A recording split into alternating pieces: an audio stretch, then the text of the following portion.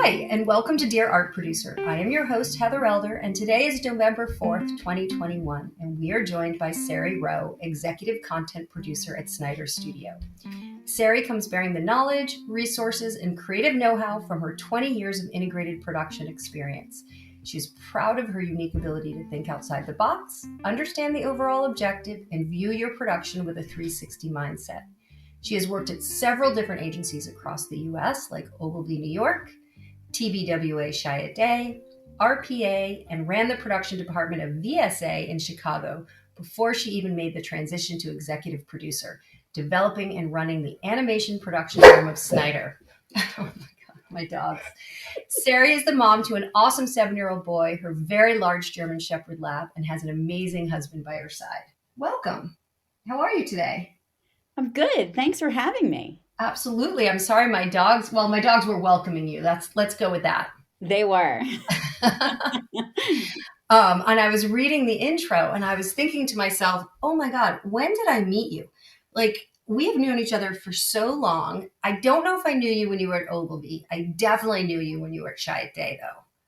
I do actually think you may have known me when I was at Ogilvy because I do remember researching for Andy Anderson Oh my and God. using some of his images for a was it it was either IBM or DuPont I think it was project IBM. With Cindy Rivet. You Yep. are so right. That's when you two fell in love because he just thought you were like the greatest person on earth. And that is Oh, so true. Oh my God. And Cindy Rivet. Oh my I know. gosh. That feels That like a was my lifetime second ago. second job as an art producer way back in the day. Wow. Oh my gosh. I knew you when. You did. You did. Oh my gosh. Isn't that funny? I just love that about our industry. So much of, what we have built is based on these relationships. And I really miss that so much. Well, not the relationship part because we still have it, but the building of the relationship part, COVID just has kept me from all of us from being able to travel and having just gone out on our first work trip. It was pretty awesome to get back at it. No, absolutely. I mean, it's so weird not to have that, I love to say, tactile feeling of seeing someone in person, touching a portfolio, walking into an agency and feeling that excitement, of meeting everybody. Yeah. Absolutely. Miss I that. actually was in Chicago for Le Book, your old stomping ground, and Liz Miller Gershfeld was the first art producer I saw on an appointment outside of COVID.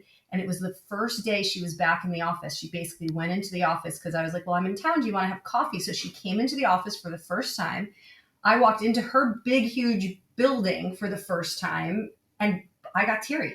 It sounds so silly, but I was just like, oh my God, this is crazy. It's been so long. It's not like I was teary because I hadn't seen Liz in a long time. It was like, I'm walking into an office building, I'm having a meeting. Like, it was her first time there. And it was pretty interesting. It's really interesting. I can only imagine what some of the offices look like after Oh, not having someone in there, or the exciting experience of being one of few people in an office and just running around like a crazy person.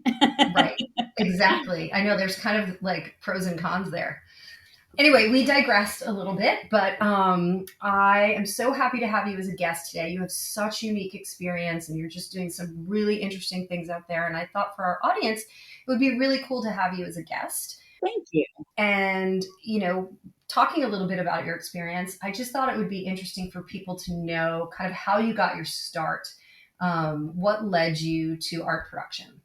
Well, it's great. I started off, in college, I went to Fashion Institute of Technology. And actually, prior to that, in high school, I had the opportunity to intern at Stephen Klein, the fashion photographer's studio Oh, in the yeah. West Village. And I was thrilled by being in there and being in the situation and watching the photo shoots. But what really got me was the badass producer, if I can say that, um, Yeah. who ran his studio and produced all of his photo shoots. And she took me under her wing and had me follow her around just to understand, production, because that was really something I was very much into at the time. And I realized I love photography and I love, taking pictures, But what I really loved the most was watching her produce. And I think that even through Fashion Institute of Technology, which is a very technical school, and I loved learning the technical perspective of photography and shoots, I found myself being the producer and producing all of my fellow students' shoots. And then I went on for my full BFA at Arizona State University, where I really kind of got more into the artistic side of photography. But when I came out, I knew right away what I wanted to do, and that was, produce photography. I happened to stumble into I was a junior account person at the Stock Photo Market Agency. I don't even know the full name of it anymore. Bought by Corbis, bought by someone else years ago. But I was only 2 or 3 months into the job when one of the clients, when I was selling them stock photography, said, "You would make an awesome art producer. Why don't you apply for a job?" And I got a job at Citygate Albert Frank, a banking advertising agency at the time, and that was it. Started from there and kept growing and working my way up. Yeah. Well, and what a illustrious career you've had. You've been at such incredibly creative agencies, and you've learned so much along the way. It's not surprising that you've landed where you did. How did that come about for you? Landing where I am now at Snyder. It's so hard to say because it's been such a great opportunity. Snyder had been one of my vendors that I had used for several years doing illustration and animation. I started off, I feel maybe about 10 years ago, a lot of, ads were starting to be done in illustration, and it was becoming a little bit more popular. And then when I came to Chicago, I worked at VSA, which was more of a design firm, doing photo shoots and video productions, but had a lot of illustration and design that came from it. So I was doing a lot more illustration and animation needs, and finding that I was researching illustration reps as much as I was researching photography reps.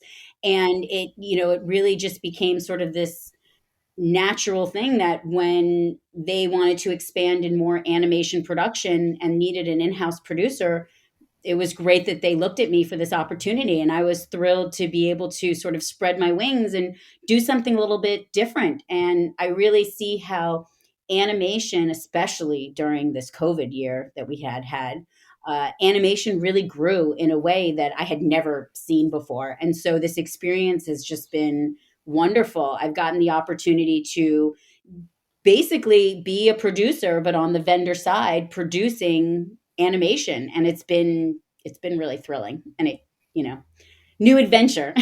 Yeah. Well, great timing for you. That's amazing. For sure. All right. So why don't you tell me, Sari, what are you known for on your team? And that could be, I actually am curious, is it the same as when you worked at the agencies? Is it different?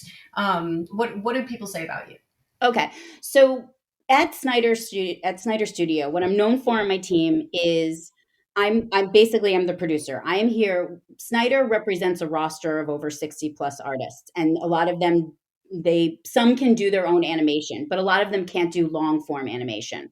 So my particular job, and what I'm known for on my team, is to be able to facilitate long form animation with our illustrators. So what I do is I locate the animators. We do have a set of perma freelance animators, like in any other major animation studio, who works with us.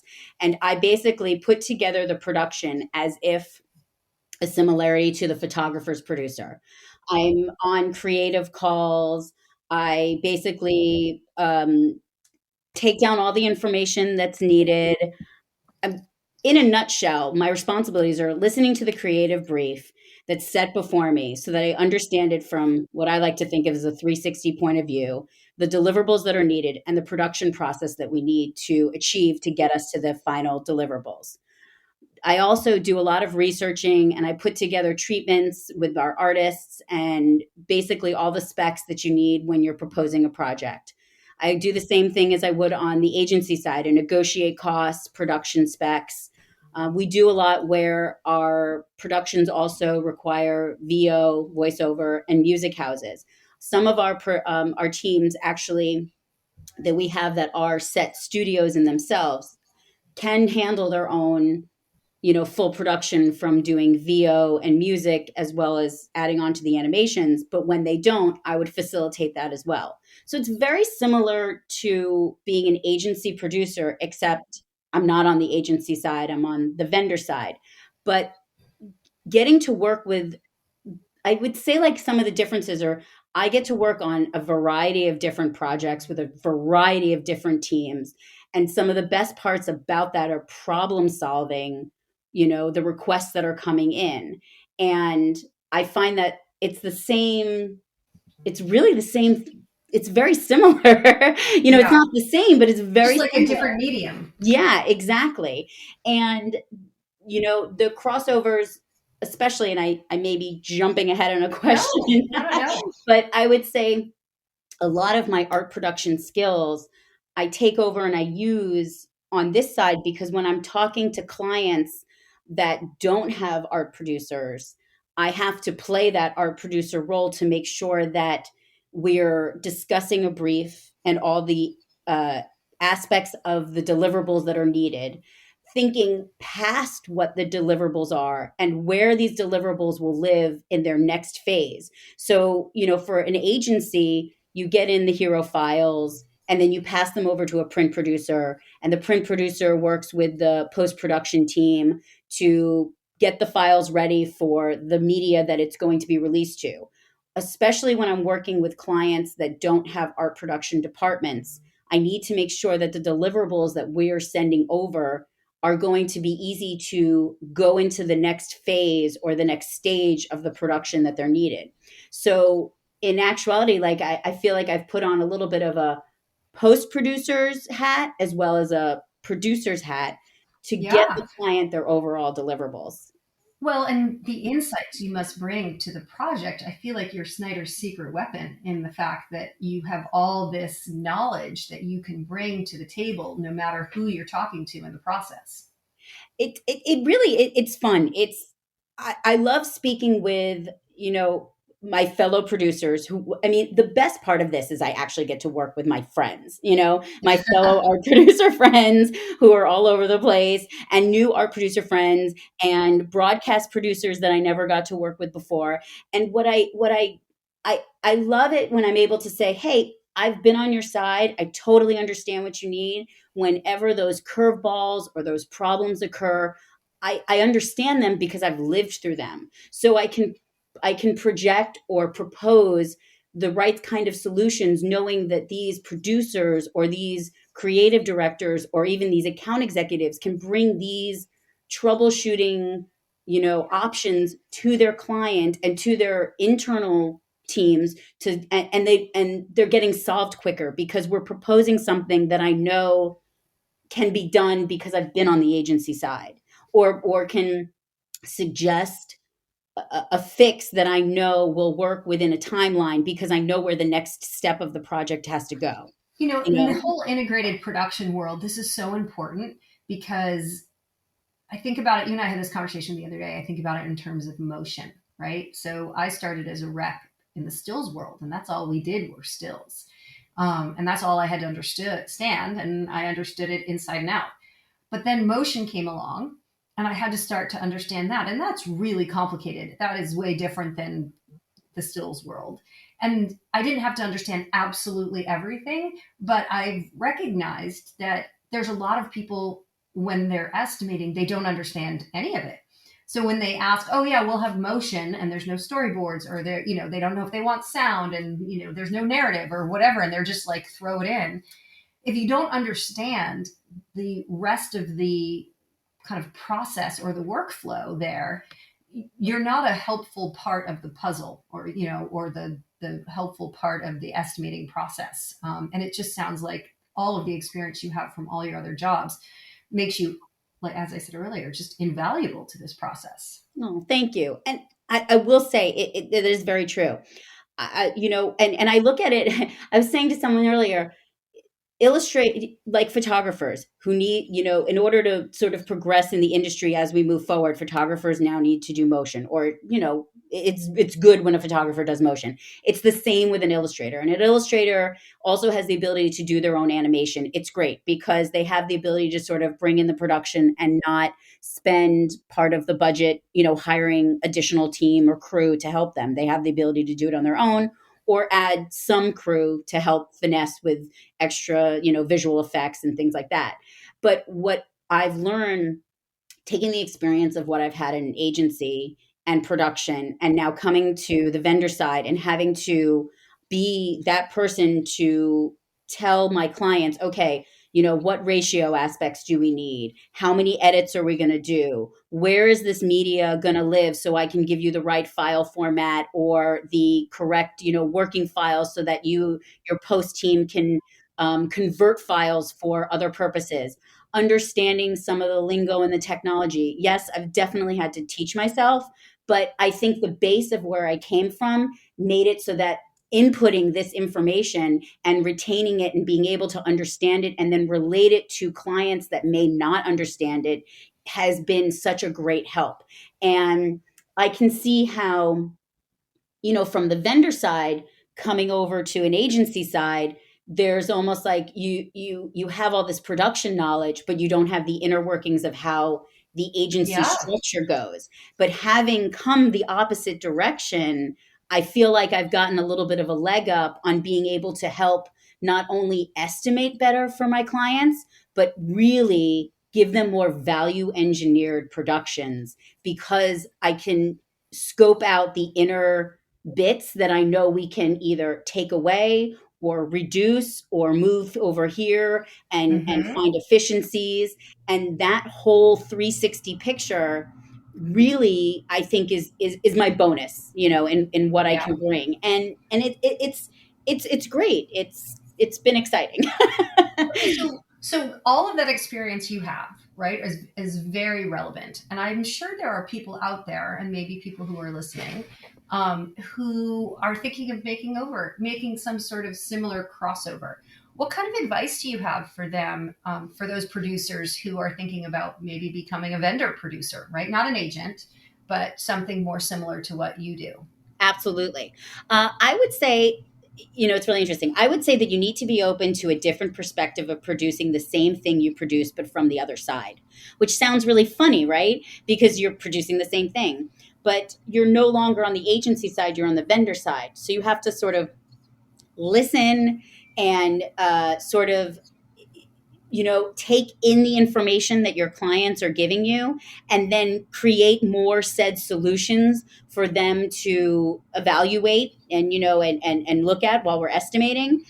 And again, like, my key things are probably really being able to sit and take in the information that your clients and that your creative team are telling you, and sort of giving back the solution, but knowing that you're not the agency producer. And so Yeah. you need to also know that the conversation you give the I guess you give the artistic elements their chance to shine, and you also are giving the production specs their chance to shine, but then it's your producer on the agency side who takes that and relates it to your team. Being a problem solver, you'll spend more time problem solving for your clients and coming up with solutions that I think that's a really important thing for a crossover, that people remember, that you're actually being on the vendor side gives me the opportunity to dig into some of my production skills and be able to express those production efficiencies in a way that sometimes I didn't get to when I was on the agency side, because you're actually being the producer for your artist, whereas you would listen to your photographer or producer and really rely on them for their creative solutions. And so the one thing that I think is exciting for a producer, because agency producers, love to produce as well, you're given a little bit more of that opportunity to be able to reach down and do some stuff that you love without having, to agent. But there is always that agenting side that comes up, like marketing. I definitely, when I have downtime, I'm always doing research and marketing. And, it's not something that, everyone loves to do, but even as a I producer, do. oh, I'm sorry. Was that you do? I do. You do. But even as like an executive producer, if you look at like what the title is, an executive producer on a TV show, it's someone who researches and actually, like, pulls together more than just the actual production. And I think that that's also something that I enjoy on this side, and that I think is enjoyable for producers without feeling like they're being a salesperson, Yeah. is researching, finding new talent, but finding new in talent in the ways of new agencies. Like, we are searching for these next new big fun branding, companies, or a media branding company, or a small agency, or a small B2B business, and Well, and really being able to dive in. And if you're a problem solver, you need to have lots of solutions for different types of problems, and you can't give everyone the same solution. so it's definitely exciting. So thank you. I just wanted to Yeah, add that. yeah, no, I think that's really important. I mean, I think I think about that from where I sit sometimes, and I'm absolutely, our artists provide the creative solutions to agencies and, brands that need content. And I can present the same photographer to the same five people, and, that same photographer would give them different solutions because they're visionary and they have lots of different looks and they can solve things lots of different ways. But they have to be out there. Those artists have to be continuing to be out there, being inspired by things and looking around the world and seeing what's happening, because they can't solve the same different problems the same way every time. No, absolutely not. And just for an illustration, we're always, encouraging our artists to spend the time to really do their passion projects, and in between, when they're not doing a said, contracted job, to really inspire themselves to keep doing work, because it's the creative work that really inspires the creative directors and art directors to reach out to these artists and say, I want you to make my campaign, not because they saw every branded, ad that illustrator or that animator had done prior, but it's almost the personal work and the creative, explosion that they see when, an artist is inspired by something. Yeah, I agree with that. Okay, so let's switch gears a little bit. And what are your clients asking of you right now? I'm guessing things have not slowed down because people are back on set or shooting. I'm assuming things have stayed at the same rate and are super busy for you guys. They have. So yeah. So what are your clients asking you guys to do now? Well, since we're in fourth quarter, to get everything Yeah. done by December Yeah. Oh my 22nd. God. Yes. And usually that happens like right before Thanksgiving. There's that like huge crazy push. I feel like started happening like 3 weeks ago. It did. And with our said, medium, we need at least, a couple of weeks to do animation work. So the push usually comes in about now. I will say, Monday was like a whole lot of phone calls and a whole lot of Yeah. estimating. But I think what clients are really asking for, these days is a way to it's interesting, a way to express the coming back of this pandemic that we've all experienced, but how do you express it in a way where you don't know what's going to happen in a couple of months? We'll create alternate, animation scenes or things for something that maybe might need to be edited later if masks come back, or Oh, interesting. restrictions are more in the way. So we're constantly talking out scenarios for our clients and listening to them and saying, okay, in 3 to 6 months, what does that look like for you industry wise? Because back in the day, you didn't have to worry about what you were going to show 3 to 6 months from now, because the market and the landscape of society was set. It wasn't like you were worrying about a pandemic, or Yeah. restrictions, or you Are needed your to. clients planning? or the clients that you're working with, are they planning beyond the end of the year? I know that the work that we're trying to complete now is supposed to launch, in January. So this would be the work that we're doing now is to finalize for, launching that's going on in 2022. And so, Okay. yes, I do think that people are planning for, they're finishing up fourth quarter, but fourth quarter is going to release a lot of that work releases in the new year. So I think that we do hear rumbles about work that's going to come in Q1 and in, January and February, but I I feel that everyone's trying to really get what they can get out now, like always. Yeah, What's I agree. to hit the Agree with that.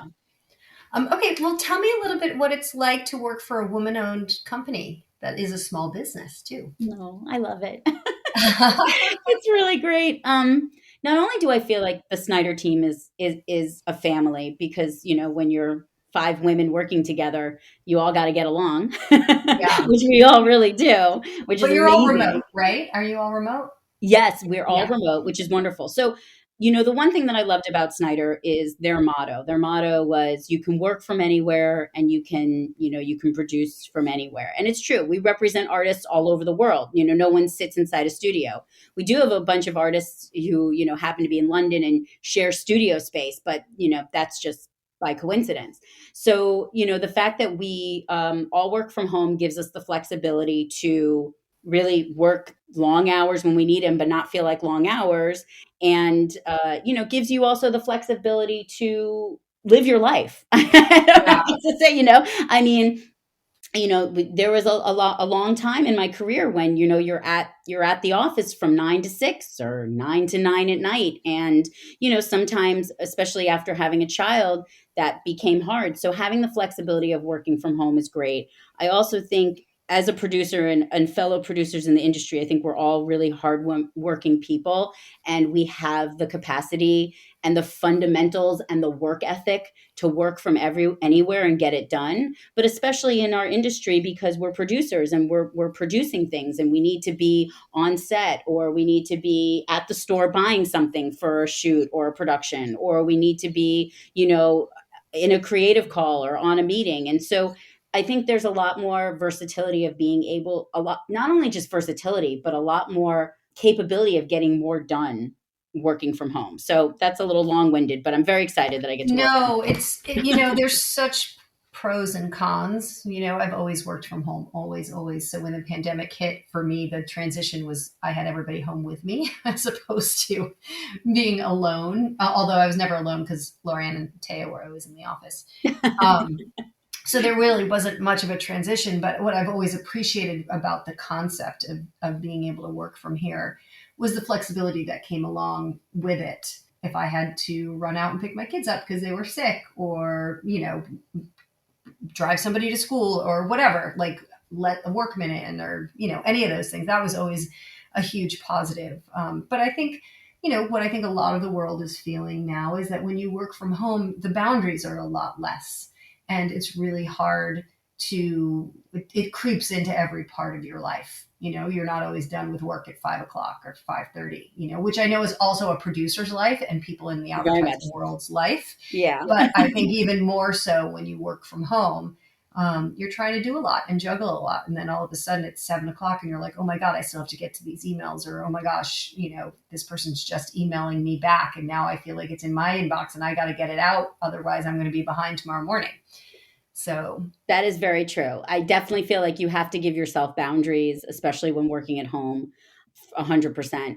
I do think some of the great points about working for a company that doesn't have like an office is, overhead and cost efficiencies. So definitely. there's definitely a big site. And especially when you look at our animators now, back in the day, animation studios would, they have an office and everybody comes in and everybody uses the same software and everybody sits at desks with computers that have been bought.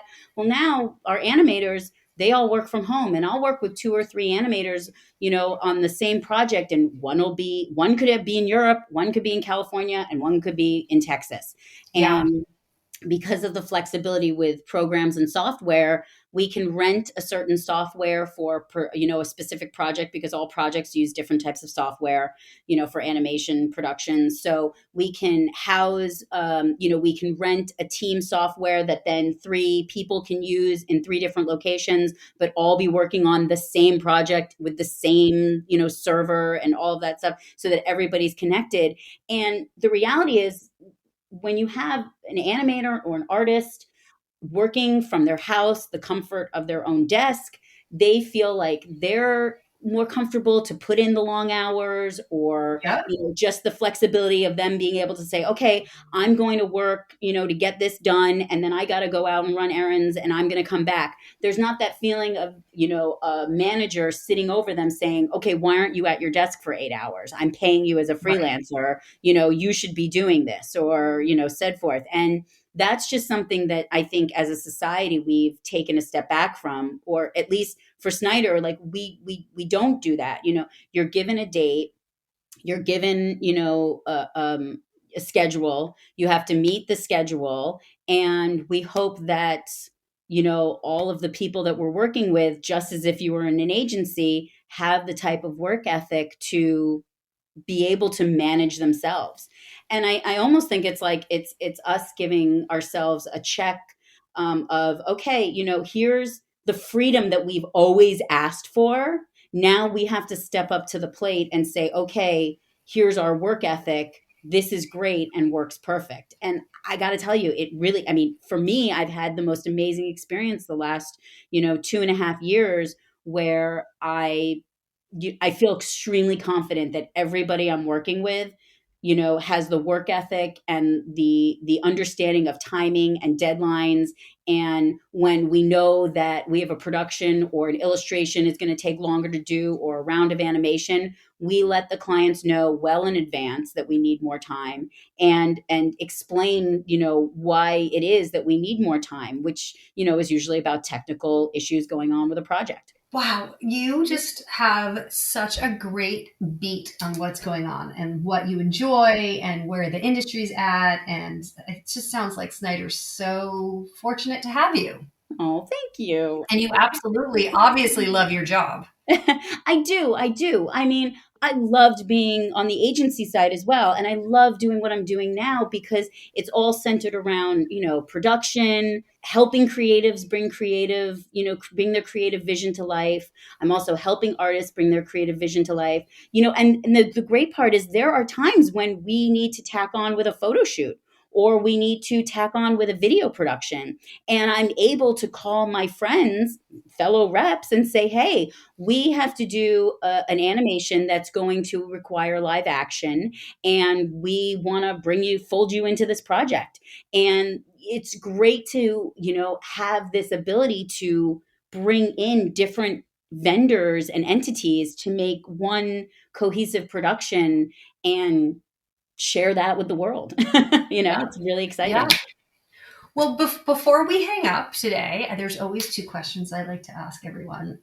It's always kind of, for me, a fun way to end. And then for those people who listen consistently and want to feel like they're getting to know you, and if they ever reach out to you, they can indicate that they've listened all the way through. What is your favorite thing to do on a Sunday? And if you weren't a producer, what would you be? Oh, a favorite thing to do on Sunday is wake up and get the family together, and we take a walk over to Dunkin' Donuts Oh and my get God, our coffee and our I donuts, and love then we it. Oh usually my take the God. dog to the park, and just hanging out. I used to say it would be on the beach, because I miss Playa del Rey every day. Yeah, I'm but sure. but now, when it's not below zero in Chicago and windy, we are outside as much as possible, which is wonderful. And then I think it's completely strange and totally a 360 from what I'm doing now. But, my dad was a dentist. And I used to always say, if I could have passed organic chemistry, I would have taken over my father's company and been a really cool, badass woman dentist. Oh my God, I love that answer. Okay, I've done like 85 of these podcasts. My very favorite one, people have heard me say over and over again, was the person, and I know who it is, but I'm not going to out him, was the person who told me he would be a bus driver. The idea of like seeing people That's all day amazing. long and saying hi, and like you have a beginning and an end to your day, and you're bringing people to their desk, like all of it. He loved it. It was so great. You are now my second favorite one, the dentist. I like everyone else is like a gallery owner or an art. Like it's always something very art or production ish, And I love bus driver and dentist. Dennis, you got the fun tools and the laughing gas. I That's love it. major things right there. That's great. Oh my gosh. Well, a lot of Great. people don't like their dentist, but if you were my dentist, I would go. So for sure. I'd have you cracking up all day long. Yeah, that's so great. Not that they don't like their dentist, they just don't like going to the dentist. But you would be amazing, I'm sure. So, Completely understand. oh, that's great. Oh my gosh. Well, Sari, this was so awesome. Loved having gotten to talk to you the last couple of days and having you on the podcast. And I wish you a very warm winter. And I'm sure our paths will cross soon. Absolutely. What a treat to be back, chatting with you and to say hi to all my fellow art producers who I miss very much. And thank you so much for We miss having you me. too, but we still have you. So You do.